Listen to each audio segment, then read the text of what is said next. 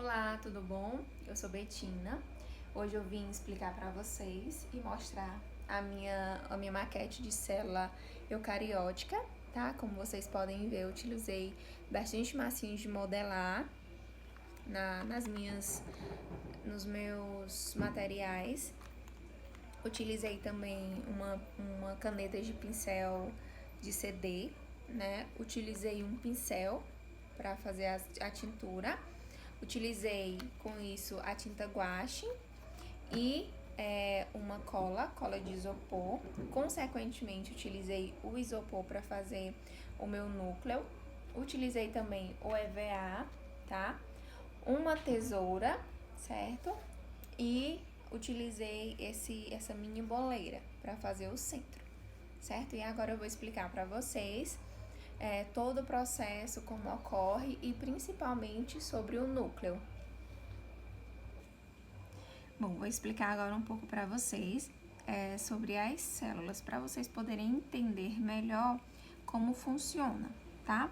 As células, elas são as menores unidades estruturais e funcionais dos seres vivos, com exceção, claro, dos vírus. Todos os organismos possuem células.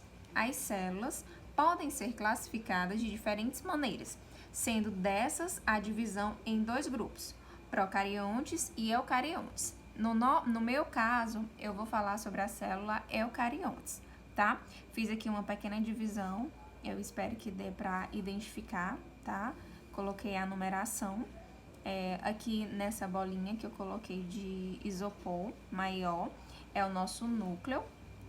Bem ao centro, na bolinha menor, nós temos o nucleolo, tá?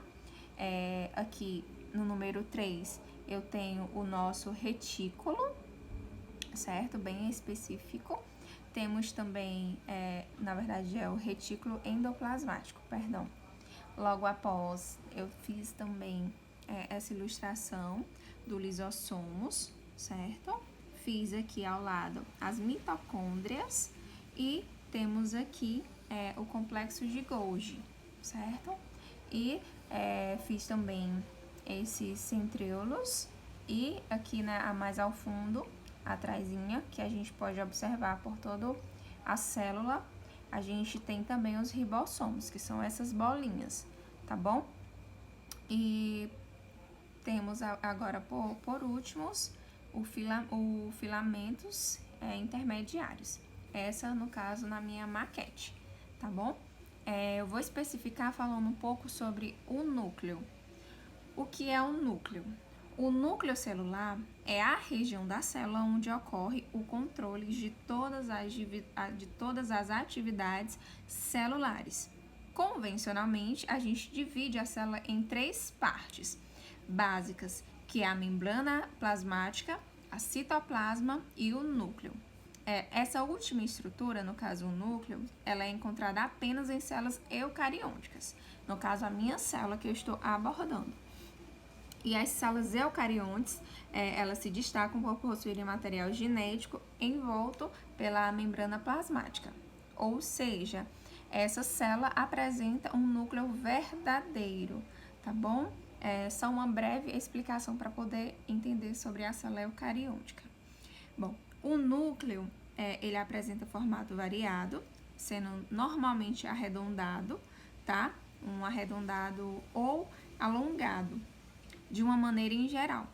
Mas cada célula apresenta um núcleo, mas em algumas podem ser multinucleadas, tá bom? O núcleo é considerado o centro de controle das atividades da célula e também o local onde estão armazenadas as informações genéticas. As funções desempenhadas por ele só são possíveis graças à presença do DNA em seu interior, pois são essas moléculas que possuem gêneses, que por sua vez são responsáveis pela síntese de proteínas. Além dessas funções, é no núcleo que ocorre a síntese e o processo dos diferentes tipos de RNA, tá? O núcleo, ele é envolto por um sistema de dupla membrana, chamada de carioteca. Uma das membranas é mais externa e em contato com a citoplasma, com o retículo endoplasmático, a cromatina, que nada mais é do que o DNA associado à proteína, a proteína histona e em outros tipos, tá?